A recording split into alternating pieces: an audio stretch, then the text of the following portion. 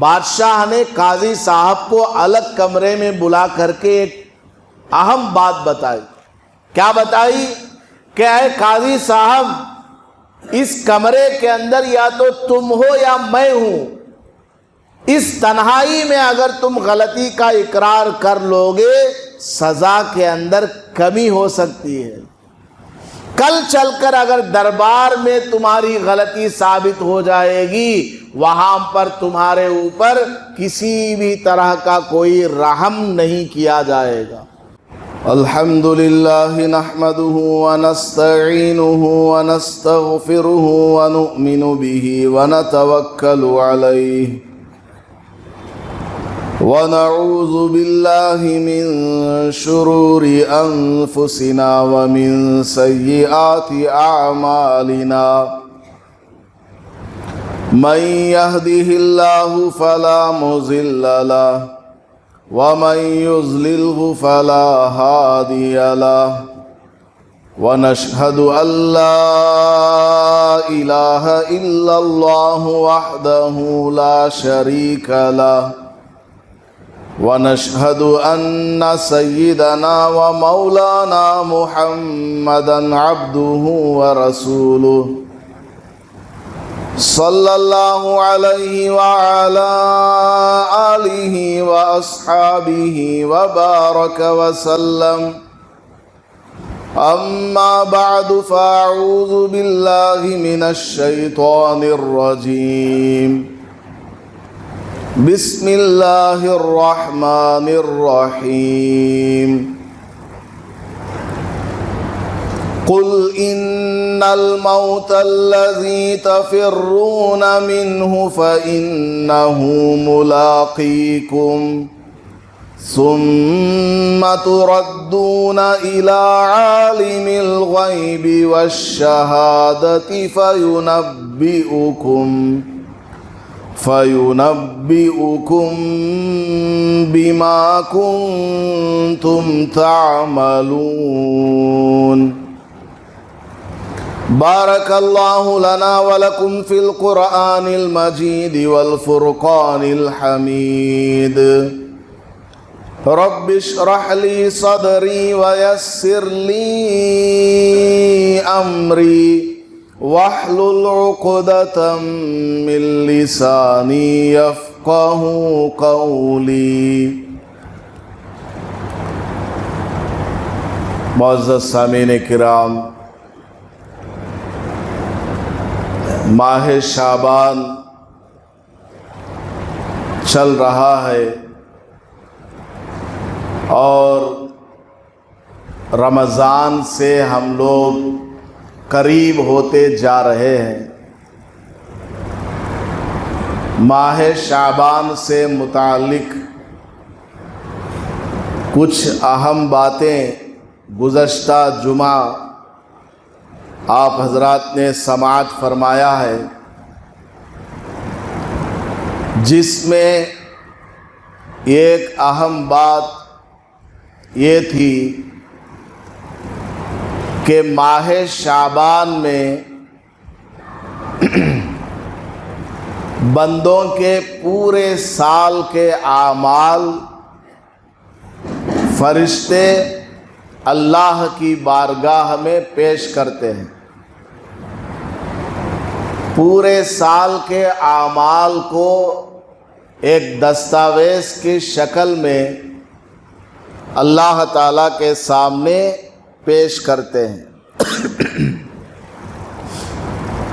اور ہمارے اعمال کو دیکھ کر اس کے اچھے اور برے ہونے کے اعتبار سے ہمارے لیے اگلے سال کے لیے اچھی یا بری تقدیر کے فیصلے اسی مہینے میں ہوتے ہیں.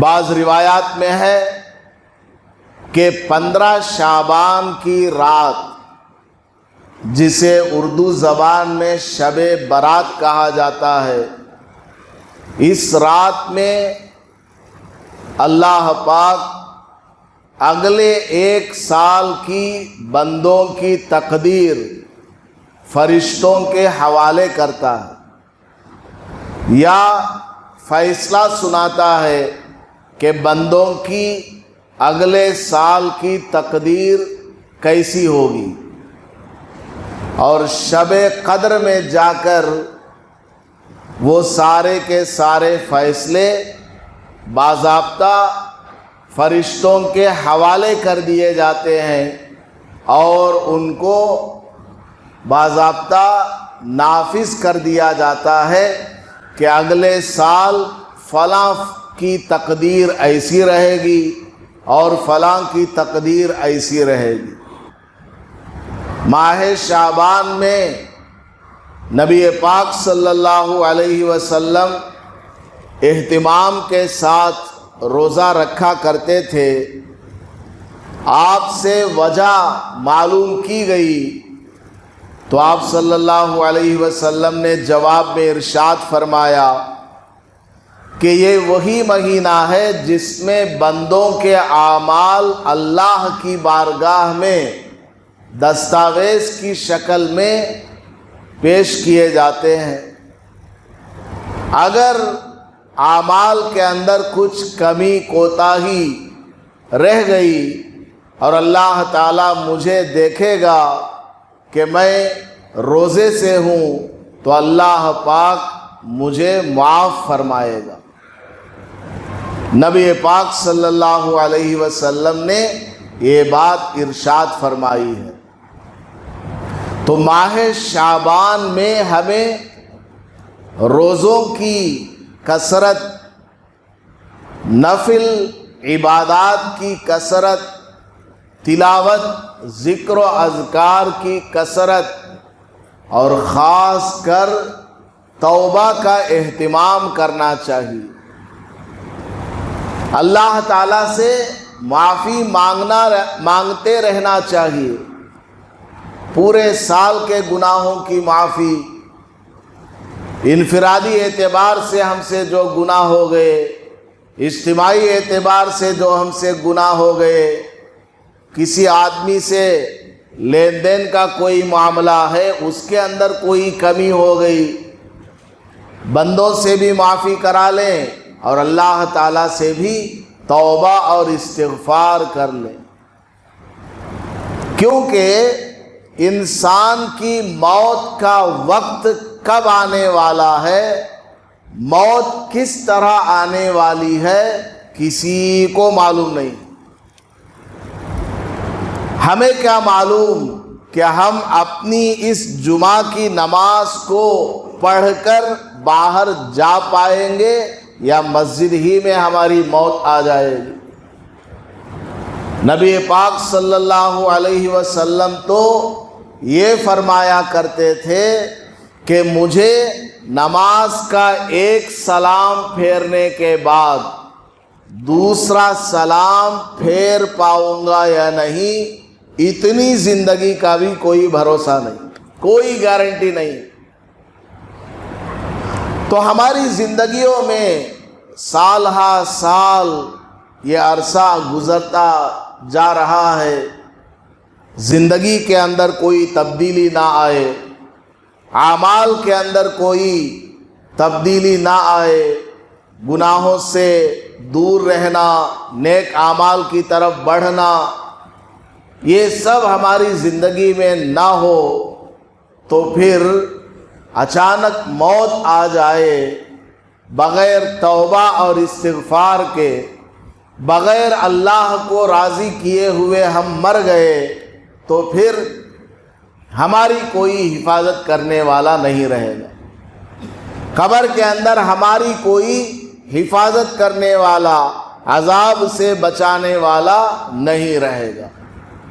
اس لیے یہ جو قیمتی اوقات ہیں، یہ جو زندگی کی سانسیں چل رہی ہیں، ان کو غنیمت جانیں اور توبہ اور استغفار کو کیا کریں۔ علماء کرام نے پچھلی قوموں کے اور گزشتہ زمانوں کے چند واقعات کو ہماری عبرت کے لیے بیان فرمایا ہے۔ تاریخ میں پیش آمدہ واقعات کے ذریعے میری اور آپ کی اصلاح کے لیے واقعات کا ذخیرہ جمع فرمایا۔ ایک واقعہ بڑا ہی عجیب اور سبق آموز علماء کرام نے لکھا ہے کہ سلطان محمود غزنوی رحمۃ اللہ علیہ کے پاس بہت زیادہ چوری کی شکایتیں آیا کرتی تھیں۔ ایک مرتبہ بڑا ہی عجیب چوری کا واقعہ آیا کہ ایک آدمی سلطان محمود غزنوی رحمۃ اللہ علیہ کی خدمت میں حاضر ہوا اور ایک تھیلی لے کر بادشاہ کو پیش کیا۔ کیا ہے بادشاہ جہاں پناہ، یہ جو تھیلی ہے اس کے اندر ہیرے بھرے ہوئے تھے اور مجھے ایک لمبا سفر درپیش تھا، سفر میں مجھے جانا تھا۔ اب قیمتی یہ تھیلی ہے، اس کے اندر ہیرے رکھے ہوئے ہیں، میں اپنے گھر پر رکھ کر کے جاؤں گا تو کوئی چوری کر لے گا۔ اس غرض سے میں نے اپنی یہ تھیلی آپ کے قاضی صاحب کے پاس جمع کر رکھی۔ آپ کے قاضی صاحب کو میں نے یہ تھیلی دے دی اور کہا کہ قاضی صاحب میں لمبے سفر پر جا رہا ہوں، سفر سے واپسی پر آپ سے میں یہ تھیلی لے جاؤں گا تاکہ میرا مال محفوظ رہے، چوری نہ ہونے پائے۔ آپ کے قاضی صاحب نے تھیلی کو لے لیا اور میں لمبے سفر پر چلا گیا۔ سفر سے جب واپس آیا، قاضی صاحب نے وہ تھیلی جوں کا تو مجھے پکڑا دیا اور میں گھر لے کر آیا اور تھیلی کو کھول کر کے دیکھا تو اس کے اندر ہیروں کی جگہ کھوٹے سکے رکھے ہوئے اور وہ تھیلی جوں کا تو موجود ہے، کہیں پر بھی پھٹی ہوئی نہیں۔ جس طرح میں نے اس کو باندھ کر کے دیا تھا اسی طرح سیل موجود ہے۔ میں نے جا کر آپ کے قاضی صاحب سے کہا، قاضی صاحب اس میں تو میں نے ہیرے رکھ کر کے دیا تھا، اب آپ نے مجھے یہ واپس کیا تو اس میں کھوٹے سکے نکل آئے ہیں، میرے ہیرے کہاں؟ تو آپ کے قاضی صاحب نے کہا، دیکھو تمہاری تھیلی کہیں سے پھٹی ہے کیا؟ میں نے کہا تھیلی تو کہیں سے پھٹی نہیں ہے، تو نے جیسے باندھ کر کے دیا تھا تھیلی اسی طرح ہے یا کچھ اور شکل میں ہے؟ میں نے کہا کہ بالکل صحیح ہے تھیلی۔ تو پھر قاضی صاحب نے مجھے جواب دیا، جاؤ جاؤ، میں نے تمہاری تھیلی سے کچھ بھی نہیں نکالا، تمہاری تھیلی بالکل صحیح ہے، کہیں سے پھٹن نظر نہیں آ رہا ہے، کہیں پر بھی تمہاری تھیلی پھٹی ہوئی نظر نہیں آ رہی ہے، چوری کا الزام میرے اوپر لگاتے ہو، چلو لے جاؤ یہاں سے۔ اے بادشاہ، میں غریب آدمی، بہت محنت مزدوری کر کے تھوڑے ہیرے جمع کیے تھے، اسی کو آپ کے قاضی صاحب نے یا کسی اور نے کچھ کر دیا ہے، آپ مجھے انصاف دلوائیں۔ سلطان محمود غزنوی رحمۃ اللہ علیہ کے پاس یہ کیس آیا چوری کا۔ بادشاہ نے تھوڑی دیر سوچا، تھیلی کو دیکھا، سنگین معاملہ ہے، تھیلی پھٹی ہوئی نہیں ہے، جوں کا تو موجود ہے، بالآخر ہیرے کہاں چلے گئے، چور کو کیسے پکڑا جائے؟ بہرحال سوچنے کے بعد بادشاہ نے دربار میں اعلان کیا کہ دیکھو میں 3 دن کے لیے سفر میں جا رہا ہوں، 3 دن کے لیے میں سفر میں جا رہا ہوں، آنے کے بعد یہ دربار لگے گی جب تک میں سفر میں ہوں۔ یہ کہہ کر سب کو چھٹی دے دی، سارے لوگ چلے گئے، بادشاہ بھی چلے گئے، سفر میں چلے گئے بادشاہ۔ جب بادشاہ سفر میں گئے، اگلا دن آیا اور اس دربار کی صفائی کرنے والا نوکر وہ آ کر صفائی کر رہا تھا، تو بادشاہ جس کرسی پر بیٹھے ہوئے تھے، بادشاہ جس کرسی پر بیٹھا کرتے تھے، وہاں پر ان کا تکیہ، ان کا گدا پھٹا ہوا ہے، ان کا گدا جو ہے اتنا پھٹا ہوا ہے۔ اب نوکر پریشان، بادشاہ کی یہ کرسی ہے اور ان کا تکیہ اور گدا پھٹا ہوا ہے۔ 3 دن کے بعد بادشاہ آئیں گے، پوچھیں گے کس نے پھاڑا، جس نے پھاڑا ہوگا اس کو سزا ملے گی۔ اب کیا کیا جائے؟ نوکر نے ہلہ مچا دیا، کس نے پھاڑا، کس نے پھاڑا۔ پھر وزیر آئے، سپاہی آئے، سب نے آ کر کے دیکھا کیا کیا جائے۔ تو علاقے کے اندر تلاش کی گئی، علاقے کے اندر سپاہی نکل پڑے، سب سے بہترین درزی کون ہے، سب سے اچھا پھٹے ہوئے کپڑوں کو سینے والا کون ہے؟ تو ایک آدمی ملا، بڑا ماہر تھا، جو پھٹے ہوئے کپڑوں کو اس طرح سے سی دیتا ہے کہ اس کے اندر ذرا برابر بھی پھٹی ہوئی علامت یا نشان نظر نہیں آتا۔ تو اس کو پکڑ کر کے لائے اور کہا دیکھو بھائی، یہ بادشاہ کا تکیہ ہے، بادشاہ کا گدا ہے، پھٹا ہوا ہے، اس کو سینا ہے۔ تو اس نے کہا یہ تو میرا بائیں ہاتھ کا کام ہے، میں اس کو ایسا سل دوں گا کہ بادشاہ کو ذرہ برابر محسوس نہیں ہوگا کہ یہ گدا پہلے پھٹا تھا یا نہیں۔ تو وزیروں نے کہا ٹھیک ہے سل دو۔ اس نے کہا پیسہ بہت لگے گا، پیسہ ہم بہت زیادہ لیں گے، ہم ٹیلنٹ والے ہیں نا، ایسا ٹیلنٹ والا آدمی آپ کو کہیں نہیں ملے گا، اس لیے پیسہ زیادہ مانگیں گے۔ تو اس وزیروں نے کہا جتنا چاہے لے لو، بادشاہ کا تکیہ صحیح کر دو، ورنہ وہ آئیں گے 3 دن کے بعد تو ہماری خیریت نہیں۔ کہ یہاں پر آ کر کس کی ہمت ہے کہ چاقو سے اس کو کاٹ دیا؟ بہرحال اس نے ایک دم شاندار انداز میں اس کو ایسا سیا کہ اس میں پھٹن بالکل بھی نظر نہیں آتی، بالکل جوں کا توں تکیہ ہے، اس طرح سے تیار کر دیا۔ اپنا پیسہ لے کر وہ آدمی ٹیلر درزی چلا گیا۔ بادشاہ 3 دن کے بعد آئے۔ 3 دن کے بعد جب دربار میں تشریف لائے اور آ کر کے اپنی کرسی پر بیٹھنے لگے تو دیکھا کہ تکیہ بالکل صحیح ہے۔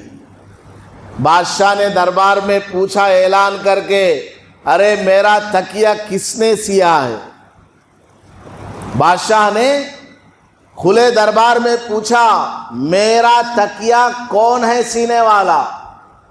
وزیر حیران، نوکر چاکر بھی حیران اور سپاہی بھی حیران کہ بادشاہ کا تکیہ پھٹا ہوا ہے، صرف ہمیں معلوم ہے، دربار کے اندر والوں کو معلوم ہے، یہ تو 3 دن سفر میں تھے، ان کو کیسے پتا کہ تکیہ بادشاہ کا تکیہ پھٹا ہوا ہے؟ وزیروں نے بادشاہ سے پوچھا کہ بادشاہ جہاں پناہ آپ کا تکیہ تو بالکل صحیح ہے، آپ کو کیوں لگ رہا ہے کہ وہ پھٹا ہوا تھا؟ بادشاہ نے کہا اس تکیے کو میں نے ہی پھاڑا تھا۔ بادشاہ نے کیا کہا؟ جب میں 3 دن سفر کے لیے جا رہا تھا، اس وقت میں جاتے جاتے اس تکیے کو پھاڑ کر کے گیا تھا۔ اب سب اپنے منہ پر ہاتھ رکھ لیں، بادشاہ نے ایسا کیوں کیا؟ اس کے بعد میں بادشاہ نے پوچھا اس کو کس نے سیا ہے؟ وزیروں نے بتایا فلاں محلے میں ایک بڑا ماہر ہے، درزی ہے، اس نے سیا ہے، چلو اس کو بلا کر کے لاؤ۔ اس درزی کو بلا کر کے لائے، ٹیلر کو بلا کر کے لائے، اس کو بادشاہ الگ اپنے کمرے میں لے گئے اس سے پوچھا ارے بھائی تم بڑے ماہر آدمی ہو, میرے تکیے کو تم نے ایسا سی دیا ہے کہ ذرہ برابر بھی اس میں پھٹن نظر ہی نہیں آتی ہے.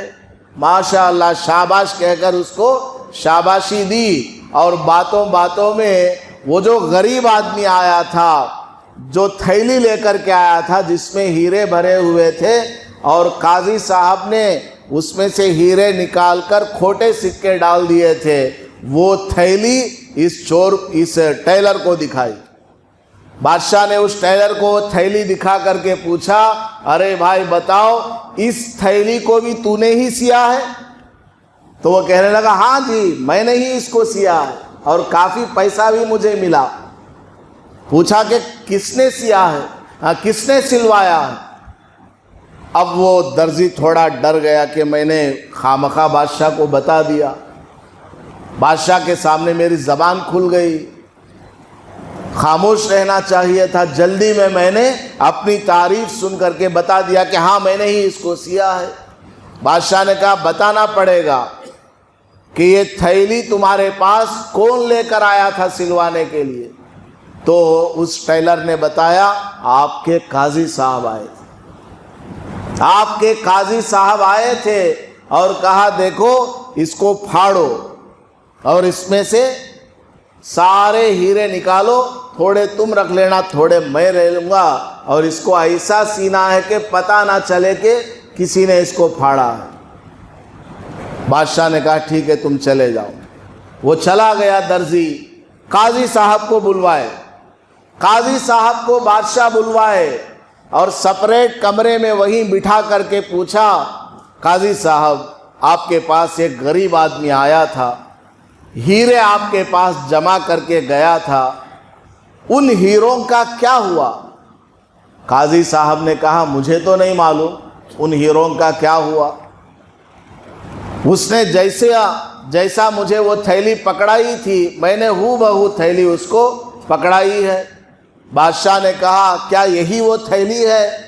قاضی صاحب نے کہا جی ہاں یہی تھیلی ہے, دیکھو کہیں سے پھٹی ہوئی نہیں ہے, بالکل سیل جس طرح اس نے باندھ کر کے دیا وہ موجود ہے, اس میں سے میں کیسے ہیرے نکالوں گا؟ بادشاہ نے اس سے کہا دیکھو یہاں محل کے اندر میں ہوں یا تو ہے, یہاں اگر تو غلطی کا اقرار کر لے تیری سزا میں کمی آ سکتی ہے, اگر تو نے یہاں غلطی کا اقرار نہیں کیا تو پھر مجمع عام میں دربار میں اگر تیری چوری پکڑی گئی تو بہت بڑی سزا تم کو ملے گی.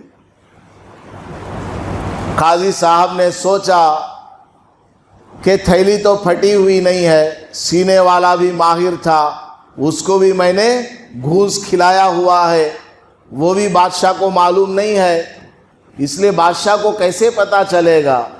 قاضی صاحب دل میں یہ سوچا اور کہنے لگا نہیں بادشاہ جہاں پناہ اس میں سے میں نے ہیروں کو چوری نہیں کیا ہے, اس کے ہیرے میں نے نکالے ہی نہیں, دیکھیے تھیلی بالکل صاف ہے, کسی نے اس کو ہاتھ نہیں لگایا ہے, وہ دینے والے کی غلطی ہے کہ جھوٹ بول رہا ہے, وہ اس کے اندر ہیرے تھے ہی نہیں.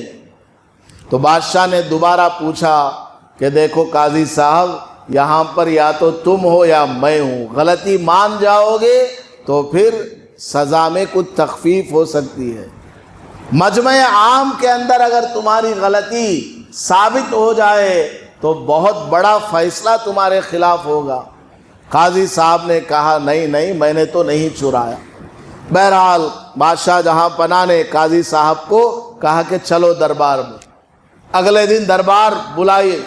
دربار میں قاضی صاحب کو اگلے دن بادشاہ نے طلب کر لیا. وہاں پر پوچھا ارے بھائی قاضی صاحب فلاں غریب آدمی کی تھیلی میں سے تو نے ہیرے نکالے تھے یا نہیں؟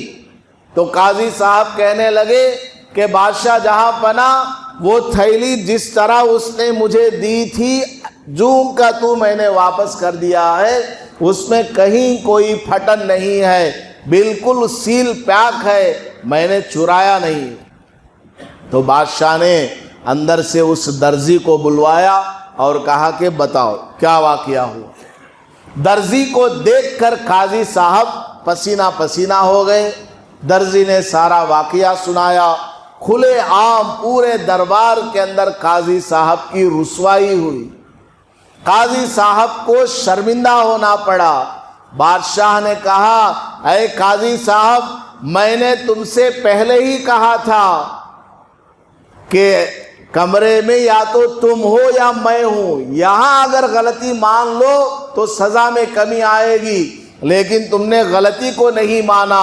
اب مجمع عام میں فیصلے والے دن، دربار والے دن تمہاری غلطی اب بھی تم نہیں مانے، ثابت ہم نے کر دیا کہ تم چور ہو، لہٰذا آج ہمارا فیصلہ یہ ہے کہ آج سے تم کو قضاءت سے برخاست کیا جا رہا، تم کو معزول کیا جا رہا ہے، نکلو ہمارے دربار سے، تمہارا ہمارا کوئی لینا دینا نہیں ہے، تمہاری ملازمت، تمہارا وظیفہ سب ختم۔ اب قاضی صاحب شرمندہ ہو کر وہاں سے محل سے باہر نکلنے لگے۔ جتنے لوگ قاضی صاحب کو دیکھتے ہیں تو بولتے ہیں، قاضی صاحب آپ نے چوری کی ہے، قاضی صاحب آپ نے غریب آدمی کا پیٹ مارا۔ جو دیکھے قاضی صاحب کو کوستا ہے۔ بات پہنچتے پہنچتے گھر والوں تک پہنچ گئی، گھر کی عورتیں بھی ناراض، بچے بھی ناراض کہ ہم گلی میں کس طرح منہ دکھائیں گے، مکتب میں مدرسے میں ہم پڑھنے کیسے جائیں گے، دوسرے بچے ہمیں تانا دیں گے کہ تو چور کا بیٹا ہے۔ اس طرح عورتوں کی باتیں سن کر، بچوں کی باتیں سن کر قاضی صاحب بہت حیران پریشان ہو گئے، رات بھر نیند نہیں آئی، پتہ نہیں کیا ہو گیا، انتقال ہی ہو گیا۔ اس واقعے کو علماء کرام نے بیان کر کے ایک عجیب و غریب نصیحت کی ہے۔ وہ نصیحت کیا ہے؟ بادشاہ نے قاضی صاحب کو الگ کمرے میں بلا کر کے ایک اہم بات بتائی۔ کیا بتائی؟ کہ اے قاضی صاحب، اس کمرے کے اندر یا تو تم ہو یا میں ہوں، اس تنہائی میں اگر تم غلطی کا اقرار کر لوگے، سزا کے اندر کمی ہو سکتی ہے۔ کل چل کر اگر دربار میں تمہاری غلطی ثابت ہو جائے گی، وہاں پر تمہارے اوپر کسی بھی طرح کا کوئی رحم نہیں کیا جائے گا۔ علماء اس بات کو لے کر کے نصیحت کرتے ہیں مجھے اور آپ کو کہ دیکھو، دنیا کی یہ جو زندگی ہے، یہاں پر جو ہمیں گناہ کرتے ہیں، یا تو ہمیں معلوم ہے یا اللہ کو معلوم ہے۔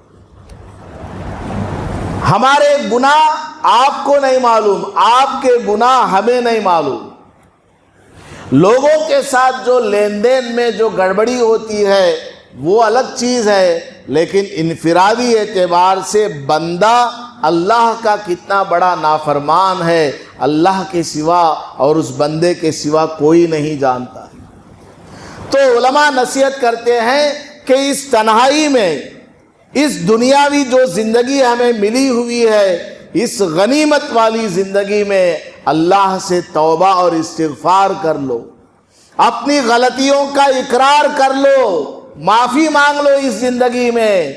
اگر یہاں اپنی غلطی کو نہیں مانا، کل فیصلے والے دن، دا ڈے آف ججمنٹ، قیامت والے دن، سب لوگوں کے سامنے، حضرت آدم علیہ السلام سے لے کر قیامت تک آنے والے جتنے بھی انسان ہوں گے، ان سب کے سامنے تم کو رسوا ہونا پڑے گا، ان سب کے سامنے تم کو کھڑا کیا جائے گا، تمہارے اعمال وہاں پر پیش کیے جائیں گے، دن کے اعمال پیش ہوں گے، رات کے اعمال پیش ہوں گے، اجتماعی اعمال پیش ہوں گے، انفرادی اعمال پیش ہوں گے، ہر ایک عمل کا حساب کیا جائے گا، ہر ایک عمل کے بارے میں پوچھا جائے گا، اور ہمارے نامہ اعمال کے اندر ہر چھوٹا بڑا گناہ لکھا ہوا ہوگا، ہر چھوٹی بڑی بات نامہ اعمال کے اندر موجود ہوگی۔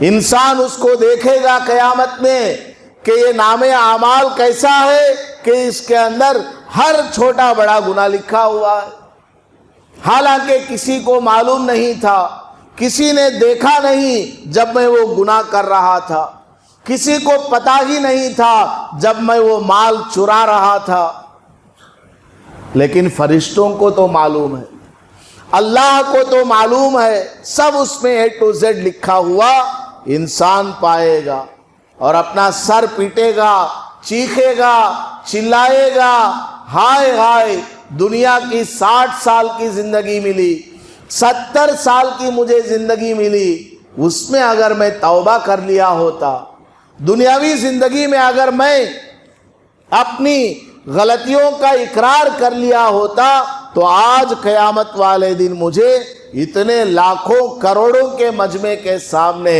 شرمندہ ہونا نہ پڑتا۔ تو بزرگوں اور دوستوں، یہ جو ہماری زندگی ہے بڑی قیمتی زندگی ہے، اللہ پاک نے ہمیں بڑا قیمتی وقت دیا ہوا ہے، ایک ایک لمحہ ہمارا قیمتی ہے، ایک ایک سیکنڈ ہمارے لیے قیمتی ہے، اس لیے اس دنیاوی زندگی میں جتنا ہو سکے ہمیں توبہ اور استغفار کرنا چاہیے، ہر طرح کی برائیوں سے بچنا چاہیے، ہر طرح کے اچھے اعمال میں ہمیں لگنا چاہیے۔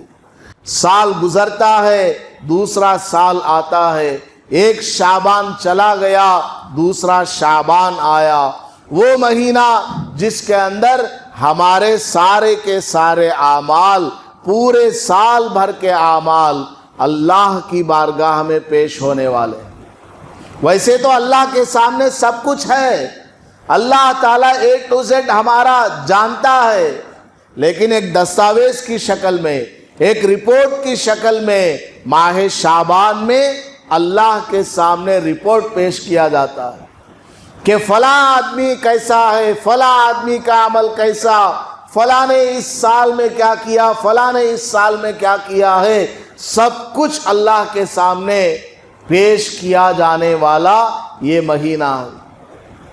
تو اس مہینے میں ہمیں بہت زیادہ توبہ اور استغفار کرنا چاہیے۔ دنیا میں کوئی ایسا انسان نہیں ہے جس سے کوئی گناہ نہ ہوتا ہو، چھوٹا موٹا ہر ایک سے ہو ہی جاتا ہے۔ تو اللہ تعالیٰ سے مایوس نہیں ہونا، اللہ تعالیٰ بڑا ہی توبہ قبول کرنے والا ہے، بڑا ہی اللہ تعالیٰ معاف فرمانے والا ہے۔ تو اللہ سے خوب معافی مانگے، توبہ اور استغفار کریں اور اپنے اعمال کو سنواریں، اچھے ارادے کریں، اچھی نیتیں لے کر اٹھیں کہ ہماری جو اگلی زندگی ہے اس کو ہم صراط مستقیم پر گزاریں گے، قرآن کے مطابق گزاریں گے، سنت کے مطابق گزاریں گے، صحابہ رضی اللہ عنہم کے نقش قدم پر چلیں گے، ائمہ مجتہدین اولیاء اللہ کے نقش قدم پر چلیں گے، رسول اللہ صلی اللہ علیہ وسلم کی تعلیمات کو اپنی زندگی میں لائیں گے، گھروں میں لائیں گے، شادی بیاہ میں، کاروبار میں، ہر جگہ اسلامک کلچر کو اپنائیں گے، اسلامک کلچر کو پروموٹ کریں گے، بچوں کو سکھائیں گے، عورتوں کو سکھائیں گے، ماں بہنوں کو سکھائیں گے، قرآن کی ہم تلاوت کریں گے۔ کچھ نیک ارادے لے کر کے اٹھنا ہے۔ دن آتا ہے چلا جاتا ہے، ہفتہ آتا ہے چلا جاتا ہے، ہماری زندگی میں کوئی تبدیلی نہیں، ہماری زندگیوں کے اندر کوئی چینج نہیں، تو پھر کوئی فائدہ نہیں۔ اچانک وقت آ جائے گا موت کا، ملک الموت دروازے پر کھڑے ہو جائیں گے، ہماری سانس اکھڑنے لگے گی، اس وقت کلمہ پڑھیں گے، اس وقت توبہ کریں گے، کوئی فائدہ نہیں ہوگا۔ اس وقت ہماری کیا حالت ہوگی کچھ معلوم نہیں۔ اللہ پاک نے قرآن کریم میں ارشاد فرمایا ہے، جس کا خلاصہ یہ ہے کہ انسان اپنی زندگی میں جیسے اعمال کرتا ہے اس کا نتیجہ موت کے وقت ظاہر ہوتا ہے۔ اگر اچھے اعمال میں زندگی گزری، موت کے وقت اس کو ایمان کی حالت میں موت نصیب ہوتی ہے۔ اگر بری حالت میں پوری زندگی گزارا ہے، گناہوں میں گزارا ہے، اب موت کے وقت میں اس کو کلمہ کیسے نصیب ہو، مرتے وقت اس کو ایمان کیسے نصیب ہو۔ اس لیے موت کی کوئی گارنٹی نہیں، اس کا کب وقت آنے والا ہے، کس وقت ہماری روح قبض کر لی جائے گی ہمیں معلوم نہیں ہے۔ اس لیے یہ شعبان کا مہینہ چل رہا ہے، ماہ شعبان میں ہماری تقدیر کے فیصلے ہونے والے ہیں۔ آگے چل کر کے اگلا سال ہمارا کیسا ہوگا اس کے متعلق اللہ تعالیٰ کے فیصلے آنے والے ہیں۔ تو اگلے سال ہمارے ساتھ کیا ہونے والا ہے ہمیں نہیں معلوم۔ تو یہ شعبان 2024 کا ہمارے لیے خاص اہمیت کا حامل ہے۔ تو اس مہینے میں زیادہ سے زیادہ عبادات میں لگیں، صدقہ خیرات اور اللہ سے توبہ اور استغفار، نیک اعمال کرنا، مسجدوں کو آباد کرنا، اس میں لگے رہیں۔ انشاءاللہ اللہ نے ہم پر رحم کھایا، اگلے سالوں کے لیے ہمارے لیے بہت اچھے فیصلے ہو سکتے ہیں۔ اللہ پاک عمل کرنے کی توفیق عطا فرمائے۔ آمین وآخر دعوانا الحمدللہ رب العالمین۔